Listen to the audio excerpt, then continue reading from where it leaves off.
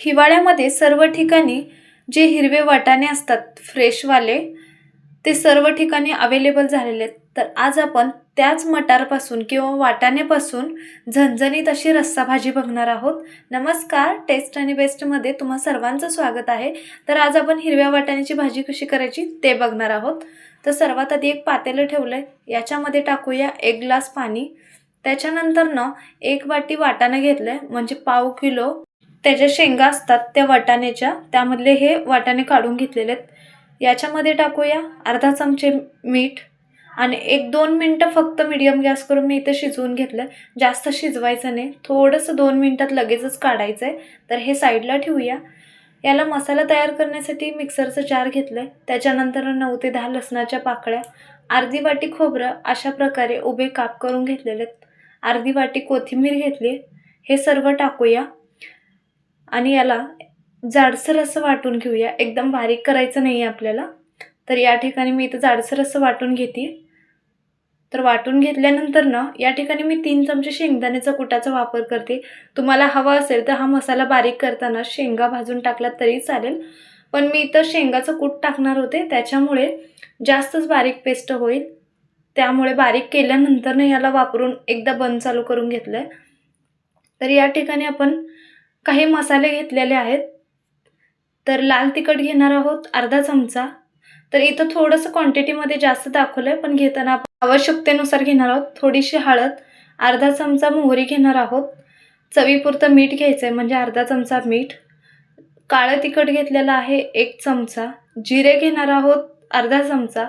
त्याच्यानंतर ना अशा प्रकारे जो मोठा चमचा असतो त्या चमच्याने मी इथं 2 चमचे फक्त तेल घेतलेलं आहे. 2 मीडियम साईजचे कांदे थोडंसं जाडसर असं मिक्सरला बारीक करून घेतलेलं आहे. टोमॅटोची प्युरी एकदम बारीक अशी केलेली आहे, 2 टोमॅटोची, आणि आपण बारीक केलेलं वाटण. तर आता फोडणीसाठी घेऊया. जे काही साहित्य लागतं खाली डिस्क्रिप्शन बॉक्समध्ये पण देते, एकदा नक्कीच चेक करा, जेणेकरून तुम्हाला रेसिपी करताना इझी जाईल. तर या ठिकाणी कढईमध्ये तेल टाकलं. तेल नंतर ना मोहरी टाकायची. मोहरी तडतडली की त्याच्यामध्ये जिरे टाकूया. त्याच्यानंतर ना आपण बारीक करून घेतलेला कांदा टाकायचा आहे आणि ह्या कांद्याचा कलर चेंज होईपर्यंत परतून घ्यायचा आहे. व्हिडिओ जर आवडत असतील तर नक्की चॅनलला सबस्क्राईब करा, जेणेकरून मी जेव्हा पण व्हिडिओ अपलोड करेल त्यावेळेस लगेचच नोटिफिकेशन मिळून जाईल. तर टोमॅटोची प्युरी टाकूया. त्याच्यानंतर ना बारीक केलेला मसाला टाकायचा आहे. या ठिकाणी मी शेंगदाण्याच्या कुटाचा वापर केलेला आहे, जेणेकरून ग्रेव्हीला छान असा दाटसरपणा येतो. त्याच्यामुळे शेंगदाण्याच्या कुटाचा वापर नक्की करा. एखादा मिनिटभर परतून घेऊया, जेणेकरून मसाला आणि टोमॅटोमधला जो कच्चापणा आहे तो निघून जाईल. तर 1-2 मिनटं परतून घेतल्यानंतर ना थोडीशी हळद टाकली आहे. चवीनुसार अर्धा चमचा मीठ टाकूया. काळं तिखट टाकायचं आहे. त्याच्यानंतर ना अर्धा चमचा लाल तिखट. परत एखादा मिनिट परतूया, जेणेकरून आपला जो मसाला आहे त्याला छान असा कलर येईल आणि सर्व मसाल्याला जे आहे ते तेल सुटेल. तर मसाला परतून झाला आहे. याच्यामध्ये आपण जे वाटाणा शिजवून घेतलेला आहे ते टाकूया आणि सर्व मिक्स करायचं आहे. आवश्यकतेनुसार पाण्याचं प्रमाण कमी जास्त करू शकता.